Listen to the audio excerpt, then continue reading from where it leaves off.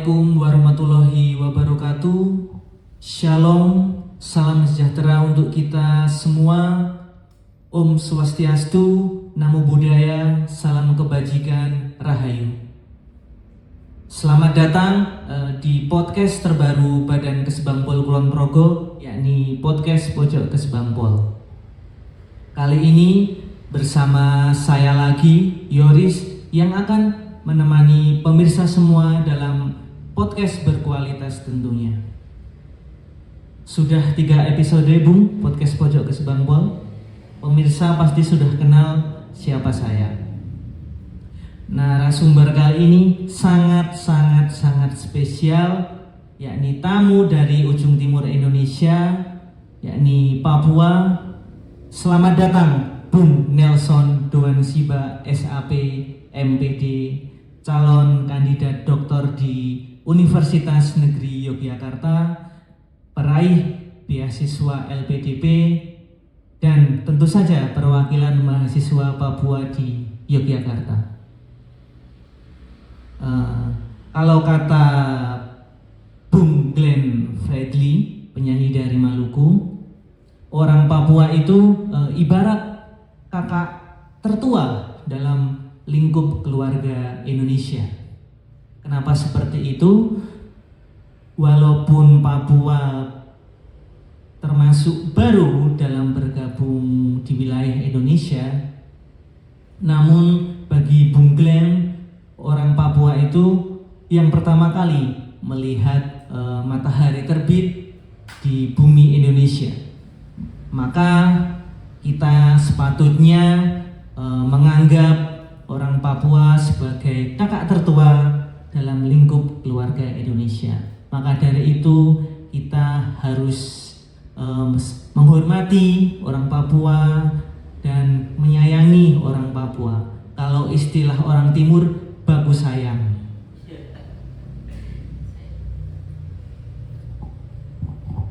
Terima kasih sudah menerima kami di sini untuk bisa memberikan informasi diskusi bersama terkait dengan mahasiswa yang berstudi di Jogja dan juga beberapa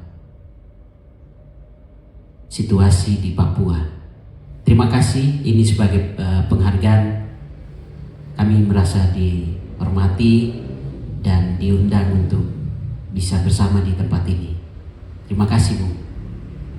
Sama-sama, Bung.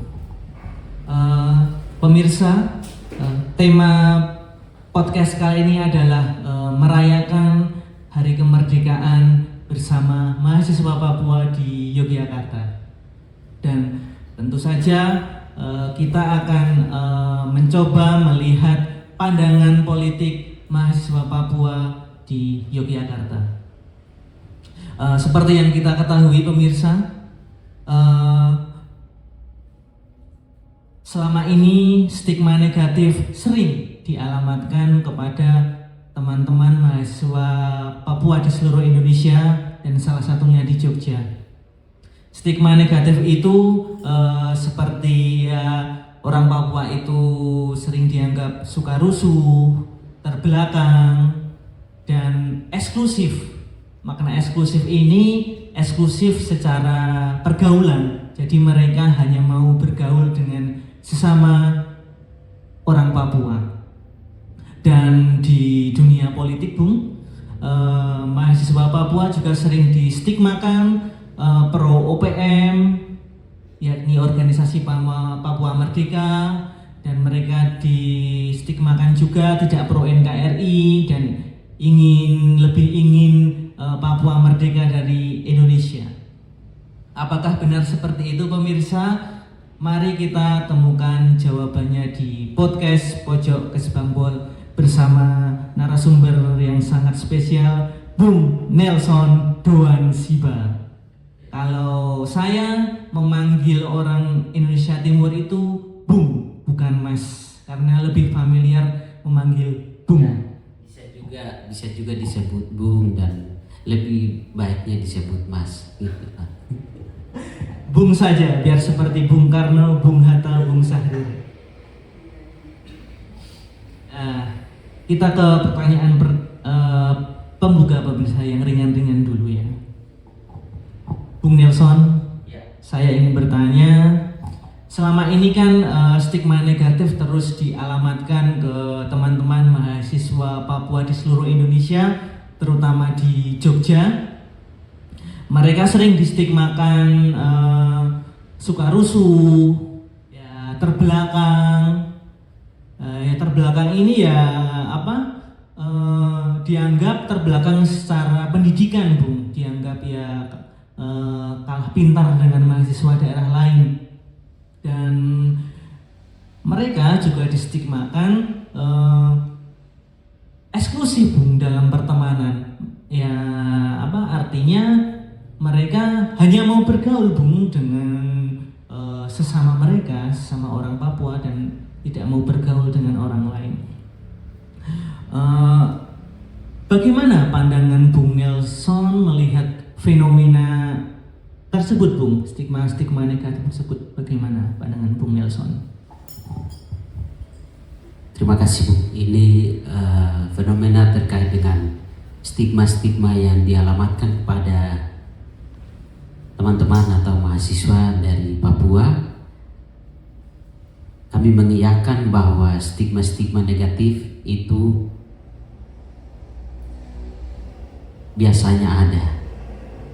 Stigma negatif bahwa kami mahasiswa Papua itu suka rusuh, dan juga kami terbelakang, dan juga inklusif atau kami tidak terbuka terhadap lingkungan lain atau berbaur sama orang lain, tetapi hanya bergaul bisa sama teman-teman kami dari Papua sendiri.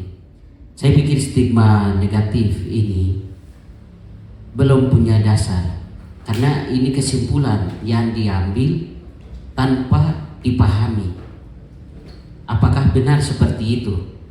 Kami Papua, mahasiswa Papua suka rusuh.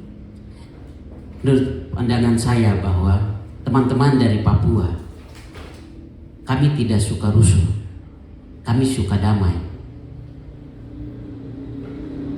Maka harapan kami kepada semua keluarga yang memberikan stigma atau memahami kami bahwa orang suka rusuh itu adalah stigma negatif yang kemungkinan belum benar. Kemudian kami terbelakang dalam konteks pendidikan. Kenyataannya memang ada juga seperti itu. Kami bisa juga secara kenyataan kami sebagian yang masih tertinggal dari sisi pendidikan. Tetapi ada bukti juga bahwa teman-teman dari Papua juga ada yang sudah berpendidikan dengan baik.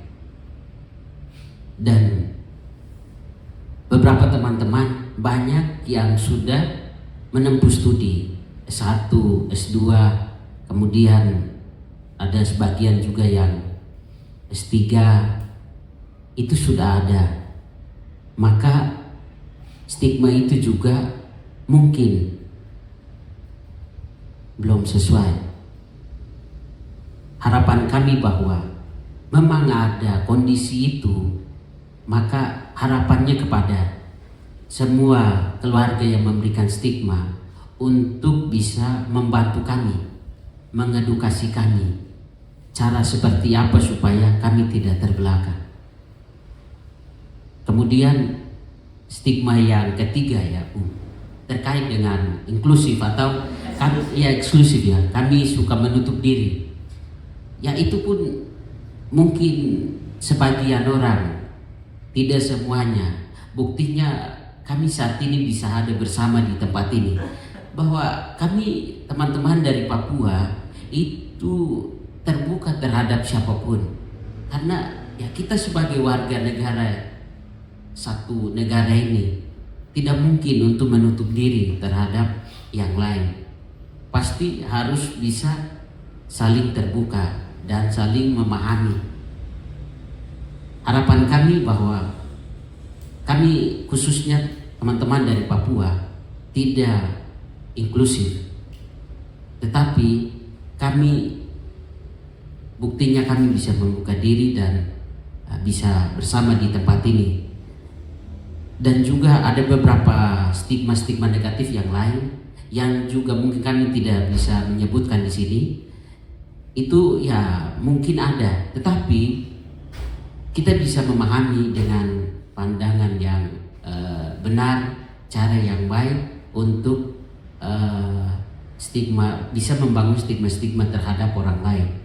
Nah, dengan demikian maka kami berharap bahwa siapapun yang mengambil kesimpulan atau memberikan stigma terhadap orang lain wajib bisa memahami dengan baik bahwa setiap individu itu berbeda-beda, tidak semuanya sama.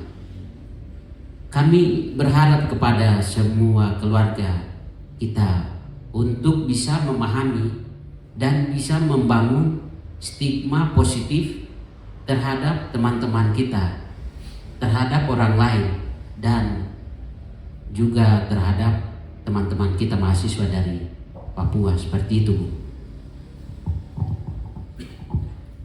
Jadi kita tidak bisa ya Bung mengejudge, menstigmakan kalau seluruh mahasiswa Papua seperti itu ya Bung.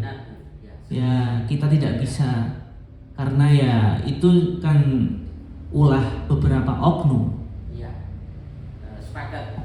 Benar Bung, bahwa itu hanya beberapa orang tertentu yang mungkin masih ada seperti itu aktivitas-aktivitas ya yang menimbulkan situasi tidak nyaman, sehingga beberapa kelompok-kelompok tertentu yang memberikan stigma bahwa teman-teman mahasiswa Papua adalah teman-teman yang melakukan rusuh, suka rusuh, dan bisa merugikan orang lain. Ya, itu sering terjadi. Tapi harapan kami bahwa teman-teman Papua baik-baik. Mereka suka kepada kebaikan, suka kepada pertemanan yang baik. Mereka tidak suka rusuh. Ya pemirsa, dan ini dibuktikan dengan Bung Nelson yang bisa hadir di podcast Pojok Kesbangpol, dan ini fakta unik Bung. Bung Nelson ini orang Papua pertama yang menjadi narasumber podcast di OPD di Kulon Progo, Bung. Luar biasa sekali, Bung. Terima kasih, Bung. Terima kasih ya, Bung. Ini sebuah penghargaan bagi kami, khususnya dari Papua, bisa diundang untuk bersama di tempat ini untuk memberikan informasi. Oke, lanjut pertanyaan kedua ya, Bung ya. Bung Nelson, kita lanjut ke pertanyaan kedua ya. Di Papua kan muncul gerakan OPM ya Bu, Organisasi Papua Merdeka. Mereka kan seperti yang kita ketahui bercita-cita ingin memisahkan diri dari NKRI dan membuat negara Papua Barat. Nah, selama ini kan mahasiswa Papua di seluruh Indonesia dan salah satunya di Jogja sering juga Bung distigmakan negatif pro terhadap OPM dan tidak cinta NKRI. Nah, ini menarik Bung, kita pengen tahu bagaimana posisi Bung Nelson Doansiba sebagai salah satu OAP, orang asli Papua yang berkuliah di Jogja, melihat fenomena tersebut. Ya Bung, terima kasih untuk ini Bung. Stigma ya untuk ini Bung, untuk OPM atau Organisasi Papua Merdeka itu memang ada di Papua. Aktivitas-aktivitas yang mereka lakukan juga terjadi di sana ya. Namun ini saya berbicara dalam konteks mahasiswa. Sebagian mahasiswa yang pro terhadap kemerdekaan Papua. Untuk Papua, penyebab dari adanya OPM dan pro kepada Papua Merdeka adalah penyebab dari proses integrasi Papua kepada dalam Indonesia, Bu.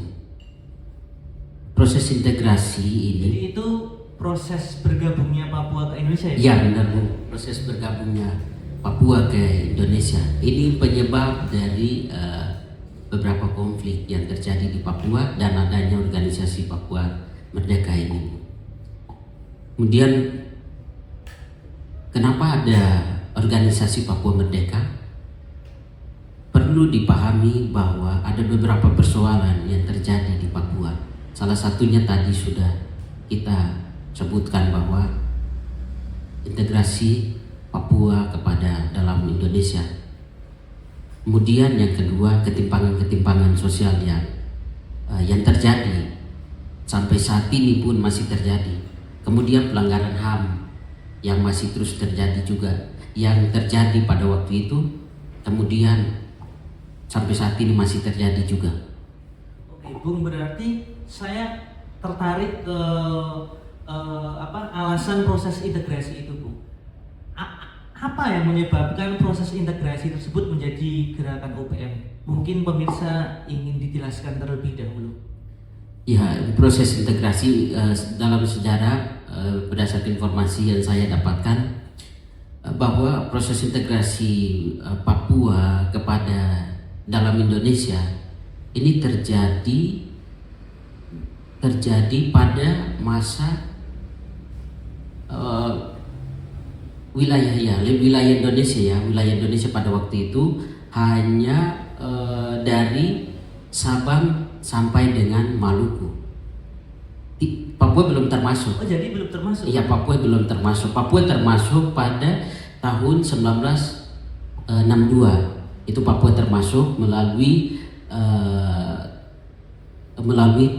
Trikora. Operasi militer. Iya, operasi militer. Bung Karno itu ya? Iya. Bung Karno menganggap bahwa seluruh wilayah jajahan Belanda itu masuk dalam wilayah NKRI atau Indonesia. Seperti itu, Bung. Berdasarkan sedikit pemahaman yang saya tahu dari bacaan saya, Bung. Oh jadi saya teringat, Bung. Berarti wilayah Indonesia dari Sabang sampai Maluku itu hasil perjanjian KMB ya, konferensi meja bundar ya? Ya benar, Bung. Ya, hasil. Nah, di buku sejarah yang diajarkan ke sekolah-sekolah, menurut KMB kan wilayah Indonesia hanya dari Sabang sampai Maluku saja. Papua belum termasuk, maka dari itu Bung Karno mengadakan operasi Trikora ya, Bung ya? Mengadakan operasi Trikora untuk menggabungkan Papua ke dalam Jadi, Bung, Indonesia. Apakah semua orang Papua itu pro OPM atau tidak, Bung? Bung mungkin bisa sedikit jelas. Ya, untuk pro OPM atau tidak pro OPM mungkin bergantung pada masing-masing individu yang bisa memberikan pendapat terhadap hal itu. Tapi dari pandangan saya ya, Bung, kami lebih khususnya mahasiswa ya, kami ingin untuk bisa melihat Indonesia lebih baik gitu, dengan membangun Papua yang lebih baik. Pembangunan akibat dari pembangunan yang tidak adil, pemerataan pembangunan dan juga kesenjangan-kesenjangan sosial yang terjadi ini ya masih menjadi salah satu faktor penyebab orang Papua itu menyuarakan terus hak-haknya. Dan kami ya secara pribadi, ini mengatasnamakan pribadi bahwa kami menjadi bagian dari Indonesia. Tetapi kami berharap juga bahwa negara ini mewujudkan keadilan ya, Bung. Keadilan dalam semua sesi pembangunan kepada seluruh masyarakat, sehingga masyarakat merasa bahwa mereka bagian dari negara Indonesia. Jadi Bung Nelson menjadi salah satu masyarakat Papua yang optimis kalau Indonesia bisa membangun Papua lebih baik ya Bung ya. Benar Bung, ya. Kita optimis dengan itu. Namun harapan besarnya Bung ya, bahwa Indonesia bisa melakukan pendekatan kepada Papua, pendekatan humanis atau pendekatan kemanusiaan untuk melihat apa yang menjadi kebutuhan di Papua, apa yang menjadi kendala di Papua, apa yang menjadi permasalahan di Papua. Kemudian solusi-solusi yang bisa dihasilkan untuk menjawab persoalan itu kepada masyarakat di Papua. Oke Bung, jadi pemirsa, bahwa stigma kalau masyarakat Papua, mahasiswa Papua itu pro OPM tidak benar pemirsa. Dibuktikan dengan Bung Nelson, salah satu perwakilan mahasiswa di Jogja, masih optimis terhadap pemerintah Indonesia kalau bisa membangun Papua lebih baik ya Bung ya. Ya harapannya itu Bung, harapannya bahwa ya memang semua tidak pro atau kontra, ada beberapa pro kontra, itu pun ada dasarnya. Kenapa pro, kenapa kontra, itu pasti ada masing-masing alasan di balik itu atau penyebab pro dan kontra. Ya, itu hukum alam, pasti ada yang pro, ada yang kontra itu Iya. kehidupan bernegara. Iya. Bung Nelson diminum biar tidak salah.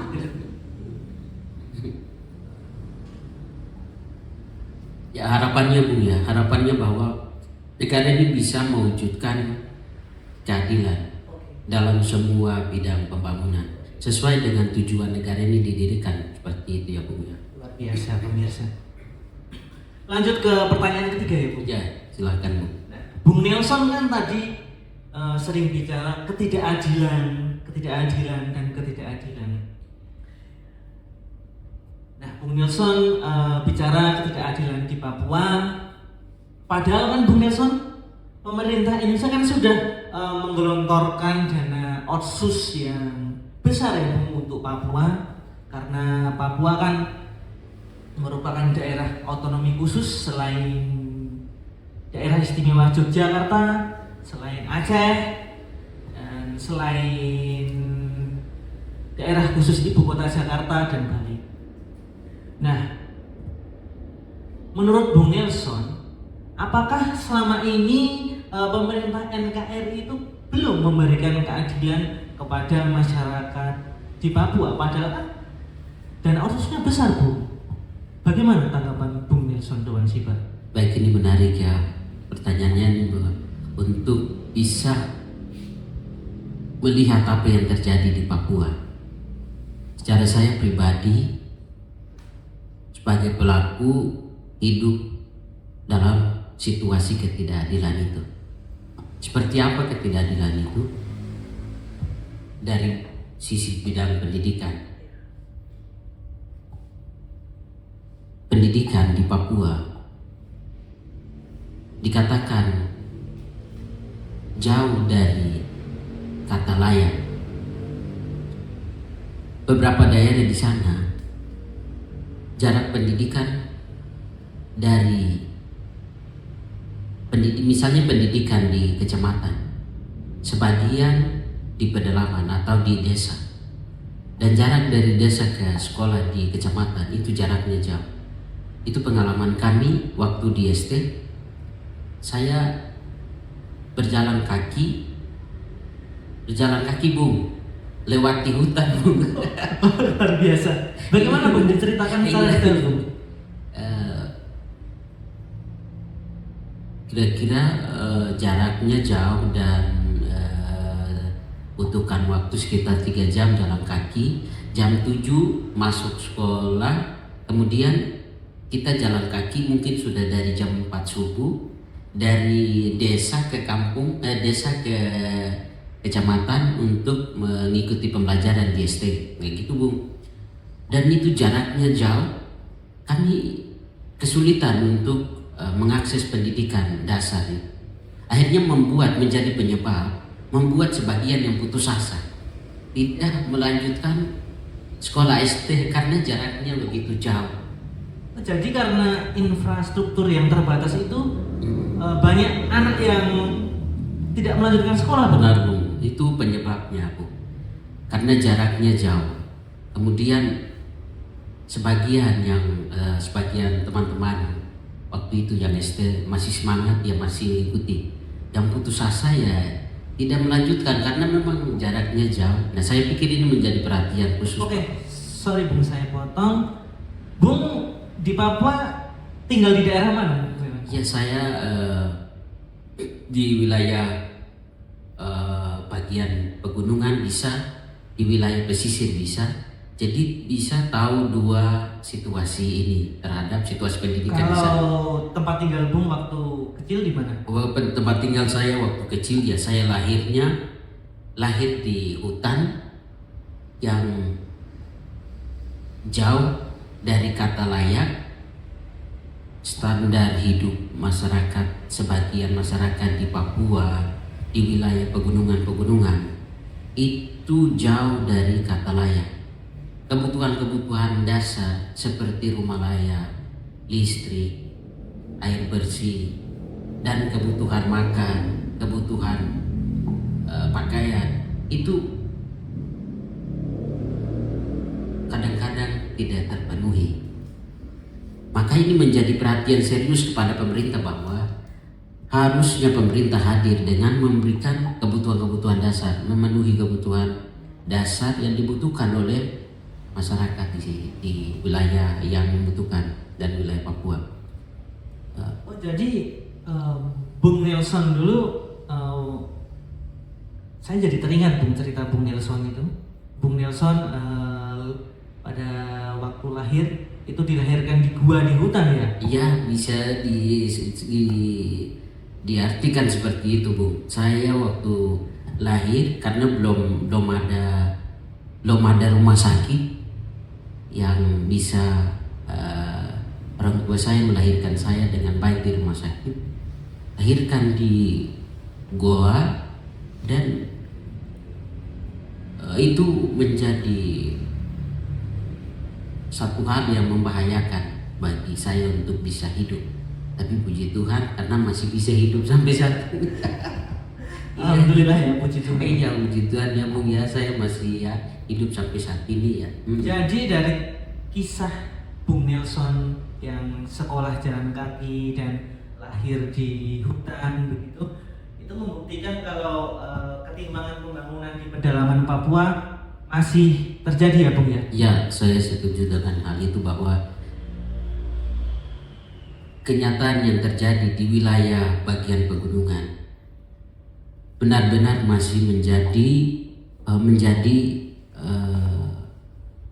hal yang perlu diperhatikan oleh pemerintah untuk memenuhi hal ini. Nah sorry ya Bung ya, saya mau tanya Bung, tempat tinggal Bung tuh wilayah mana?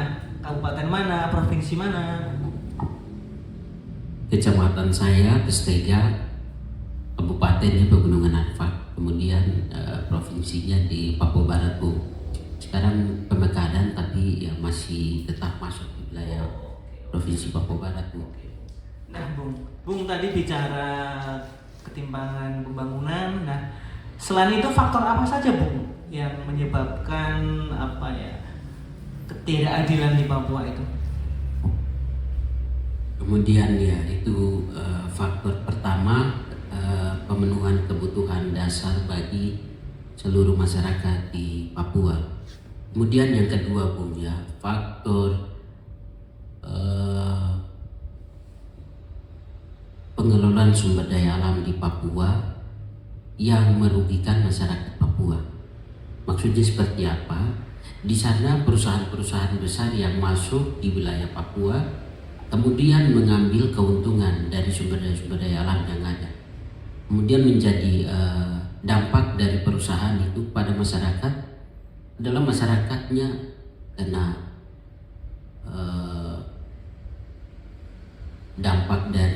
dampak lingkungan dan masyarakatnya kehilangan akses terhadap makanan. Nah, hutan menjadi tempat untuk menyediakan kebutuhan dasar masyarakat di sana. Oh jadi ya Bung, alih fungsi hutan itu marak di Papua. Iya, setuju Bung, itu alih fungsi hutan yang dulunya menjadi tempat ketersediaan makanan atau kebutuhan-kebutuhan dasar bagi masyarakat itu berubah menjadi hutan kelapa sawit. Kemudian hal itu menyebabkan masyarakat di sana susah untuk mengakses kebutuhan dasar seperti makan dan minum dari air yang langsung dari alam, dan itu menjadi dampak besar terhadap eksistensi keberadaan masyarakat Papua di tempat mereka sendiri. Harapan kami, Bung, ya, bahwa keadaan ini benar-benar terjadi di sana ada, dan ini menjadi bahaya bagi kehidupan masyarakat di wilayah Papua. Nah, itu berarti ya Bung ya, bukti kalau kebijakan publik yang salah ya Bung ya. Setuju, Bung, kebijakan publik yang salah satunya itu tujuannya membangun ketahanan pangan, tapi membangun ketahanan pangan yang tidak berdasarkan kearifan lokal di sana. Masyarakat Papua yang awalnya adalah menanam sagu atau hidup dari sagu dibuat untuk menanam padi. Ya, kemungkinan ini menjadi salah satu hal yang menghambat mereka di sana untuk tidak berkembang karena tidak sesuai dengan apa yang menjadi kebutuhan bagi masyarakat di sana. Nah, Bung Nilson, terus apakah ada faktor lain yang membuat ketimpangan pembangunan di Papua dan konflik yang berkepanjangan di Papua, Bung?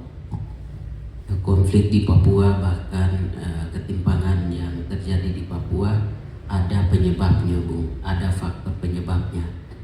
Faktor penyebabnya berdasarkan ini ya, Bung, ya, berdasarkan hasil LIPI atau Lembaga Penelitian Indonesia yang memberikan hasil terhadap konflik berkepanjangan di Papua. Ada beberapa penyebab. Tadi sudah kita diskusikan. Kemudian penyebab yang selanjutnya adalah pelanggaran HAM di masa lalu. Nah, itu pun menjadi salah satu akar atau sumber penyebab dari konflik berkepanjangan di Papua yang belum diselesaikan oleh pemerintah. Nah, itu menjadi faktor penyebab berdasarkan hasil LIPI. Kemudian penyebab yang hasil penyebabnya lagi adalah rasisme yang terjadi juga menjadi salah satu penyebab. Rasisme ini buktinya di Surabaya itu, Bung. Rasisme terhadap mahasiswa Papua di Surabaya dan menyebabkan konflik, ya, menyebabkan kericuan, menyebabkan hal-hal yang tidak diinginkan, ya, Bung, dari hasil rasisme itu. Ini semua menjadi faktor penyebab dari konflik berkepanjangan di Papua. Bahkan ini adalah bukti ketidakadilan yang masih terus terjadi di negara kita ini terhadap warga kita di negara kita sendiri. Jadi faktor-faktor menurut penelitian LIPI itu yang benar-benar menyebabkan konflik berkepanjangan yang terjadi di Papua, ya, Bung, ya? Iya, benar. Kami secara pribadi, kami orang asli Papua, meyakini faktor penyebab yang dikeluarkan oleh LIPI itu benar. Itulah faktor penyebab terjadinya konflik kepanjangan di wilayah Papua. Oke, Bung Nilson. Lanjut ke pertanyaan selanjutnya, ya, Bung, ya. Diminum dulu, Bung, biar tidak tegang, Bung. Oke, lanjut pemirsa. Nah, Bung tadi sudah bicara panjang latar belakang konflik, terus faktor-faktor penyebab konflik. Nah, kita pengen tahu, Bung, kita pengen pemirsa tahu, menurut Bung Nilson, bagaimana, Bung, solusi terbaik untuk mengatasi konflik yang berkepanjangan di Papua, Bung? Solusi pertama yang harus dilakukan terhadap konflik kepanjangan di Papua, yang pertama adalah memberikan kemandirian politik kepada Papua untuk mengurus politiknya. Seperti apa itu, Bu, kemandirian politik di Papua? Faktanya, Bung, ya, baru-baru kemarin pemilihan tahun 2024 ya, Bung, perwakilan pemilihan untuk Dewan Perwakilan Rakyat ya, Bung, ya, Dewan DPR di beberapa provinsi di wilayah Papua itu sebagian besar bukan orang asli Papua, Bu. Kok bisa, Bu? Iya, itu terjadi dan datanya bisa diakses melalui KPU dan ya datanya bisa dilihat sendiri. Fakta di sana memang terjadi hal itu. Keterwakilan masyarakat di lembaga DPR ini adalah bukan orang asli Papua dan ini mengkhawatirkan. Mereka bukan representasi dari orang asli Papua itu sendiri. Lalu diisi orang mana? Orang dari mana? Ya, kita tidak bisa ini ya, Bung, ya, tidak bisa memberitahukan bahwa dari mana. Tetapi yang pada intinya bukan orang asli Papua, Bung, yang mewakili masyarakatnya di dalam menjadi DPR untuk mewakili aspirasi-aspirasi dari masyarakat. Oh, jadi menurut Bung Nelson, wakil rakyat yang bukan OAP itu kurang bisa mewakili aspirasi politik orang Papua ya, Bung, ya? Fakta yang terjadi di sana ya, Bung, ya, bahwa itu bisa diyakini bahwa itu benar, Bung, karena sampai saat ini pembangunan di wilayah Papua itu tidak orientasinya kepada masyarakat pribumi di sana, dan masyarakat di sana masih standar hidupnya ya, mohon maaf ya, kurang dari kata layak. Kemudian ini yang menjadi perhatian serius bahwa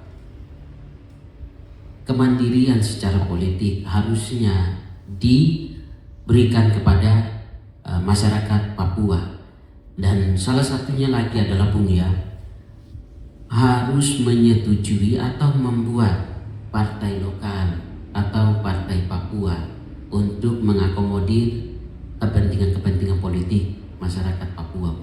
Oh, jadi ya, Bung, partai politik lokal seperti di Aceh ya, Bung, ya? Kami setuju dengan itu bahwa praktek implementasi otonomi khusus di Aceh itu sangat dihargai dan itu terjadi sesuai dengan penerapannya sesuai dengan aturan di otonomi khusus. Tapi di Papua ini hanya status otonomi khusus, tetapi implementasi dari otonomi khusus itu kurang maksimal di Papua. Buktinya kemandirian dalam politik belum terwujud, dan partai-partai lokal di Papua yang sudah diupayakan tetapi tidak berhasil, ini juga menjadi bukti bahwa Papua belum mandiri secara politik. Nah, Bung bicara ingin adanya kemandirian politik atau berdikari secara politik. Selain itu, apa, Bung, solusi untuk mengatasi konflik di Papua? Pertama, Bung, yang tadi ya. Kemudian yang kedua, pemerintah perlu memenuhi atau membangun Papua dengan pendekatan kemanusiaan. Pertama, secara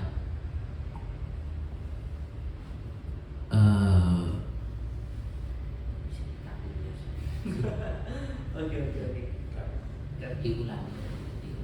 Bung bicara saja setelah ini.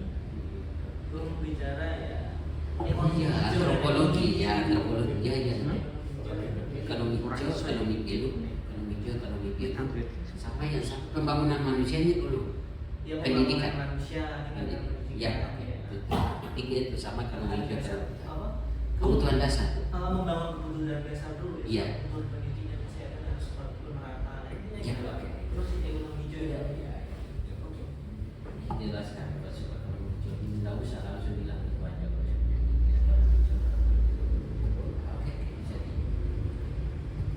Lanjut ya. Nah, Bung Nelson tadi bicara tentang kemandirian politik atau berdikari secara politik untuk mengatasi konflik yang berkepanjangan di Papua. Selain itu, apa saja Bung yang bisa mengatasi konflik di Papua? Pertamanya itu, kemudian kedua, pemerintah perlu memenuhi kebutuhan-kebutuhan dasar masyarakat di sana. Kebutuhan seperti apa? Kebutuhan dasarnya tempat tinggal layak huni atau rumah layak huni. Ini kebutuhan dasar yang harusnya dipenuhi. Tetapi karena ini belum dipenuhi, makanya di sana masih terjadi penyakit dan masyarakat tidak sehat. Ini dari tempat tinggal layak huni. Kemudian yang kedua, tingkatkan pembangunan manusianya melalui pendidikan. Pemerintah perlu membangun asrama yang berbasis kearifan lokal tapi secara gratis Bung, gratis dan mengakomodir kearifan lokal untuk masyarakat pribumi atau masyarakat orang asli Papua di sana. Kemudian selanjutnya ya Bung ya, tingkatkan akses kesehatan terhadap masyarakat di Papua harus dipenuhi. Kemudian yang selanjutnya ya Bung, solusi yang selanjutnya untuk mengatasi konflik berkepanjangan di Papua adalah membangun konsep ekonomi hijau dan ekonomi biru. Itu harapannya, dan ini solusi untuk bisa mengatasi beberapa solusi untuk mengatasi persoalan di sana, Bung. Nah, Bung Nelson, saya tertarik dengan konsep sekolah asrama yang Bung Nelson bicarakan tadi. Itu seperti apa sih, Bung, sekolah asrama di Papua itu? Berdasarkan pengalaman saya yang tadi sudah saya sampaikan itu ya, jarak saya dari desa ke kecamatan untuk menempuh pendidikan di kecamatan ini masih terjadi dan masih ada di sana.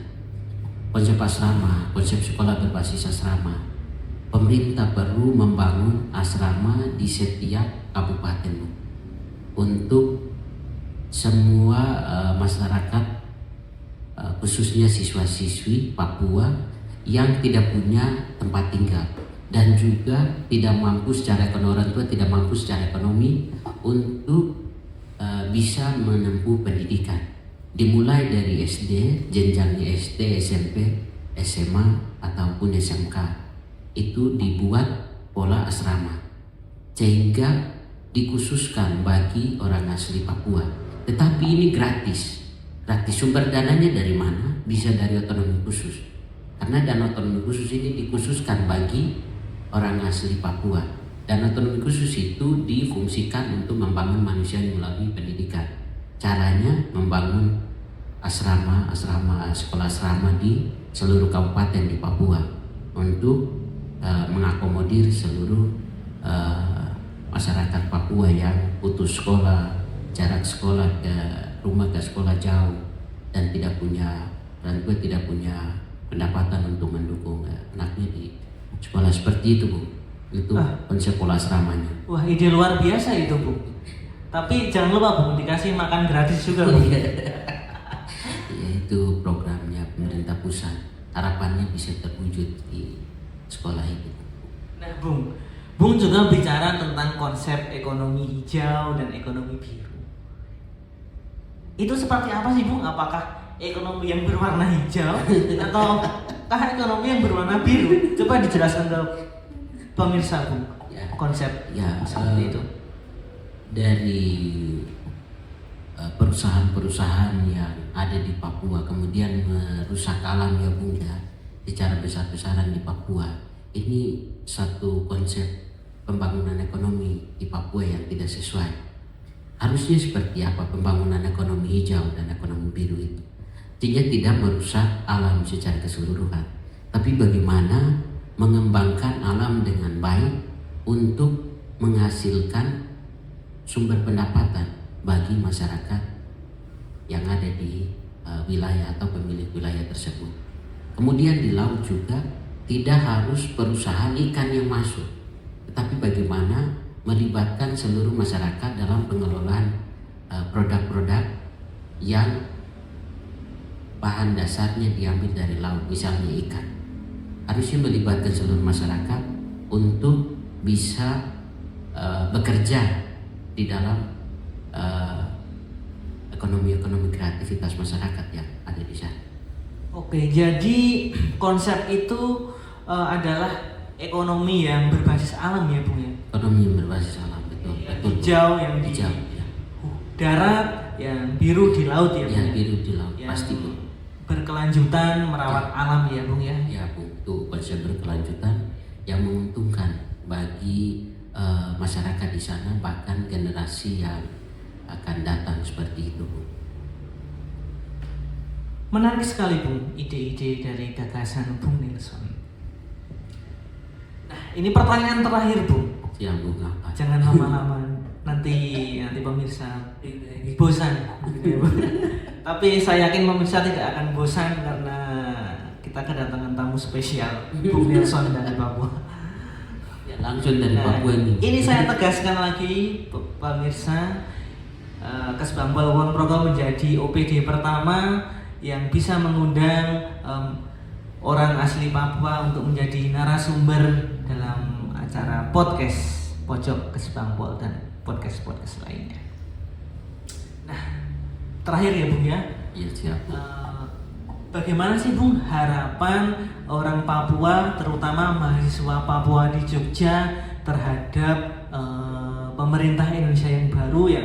Seperti yang kita ketahui, di tahun ini kita sudah melaksanakan pemilu dan kita sudah mendapatkan presiden dan wakil presiden terpilih yang akan dilantik pada bulan Oktober besok Bung. Nah, harapan masyarakat Papua kepada pemerintah baru seperti apa Bung Nilson? Ya, harapan kami berdasarkan apa yang terjadi di Papua, konflik berkepanjangan yang direspon dengan pendekatan militer. Harapan kami bahwa pendekatan militer itu menimbulkan persoalan yang terjadi secara berkepanjangan. Harapan kami bahwa pendekatan pemerintah secara kemanusiaan atau humanis dengan memenuhi tadi kebutuhan-kebutuhan dasar yang dibutuhkan oleh orang Papua itu yang mungkin harapan kami. Harapan itu kalau diwujudkan tidak perlu kita memaksa orang Papua untuk memberikan pendapat bahwa kita adalah bagian dari Indonesia harga mati ya. Tetapi ya NKRI harga mati. Tetapi pasti ya orang Papua itu dengan sendirinya mengakui bahwa kami adalah Indonesia NKRI harga mati. Seperti itu Bung jadinya. Harapan kami kepada pemerintah baru bahwa mengubah cara pendekatan terhadap konflik berkepanjangan di Papua, bukan secara militerisme, tetapi pendekatan secara kemanusiaan, melihat apa yang dibutuhkan oleh orang Papua. Itu yang dipenuhi oleh pemerintah, sehingga pemerintah masyarakat di sana bisa mengakui mereka bagian dari negara kita, dan konflik yang berkepanjangan saya yakin bisa paling tidak bisa teratasi Bu. Luar biasa sekali pemirsa. Namun sampailah kita di penghujung acara. Penjelasan Bung Nilson telah menjawab stigma-stigma negatif yang dialamatkan kepada mahasiswa-mahasiswa Papua, terutama mahasiswa Papua di Jogja.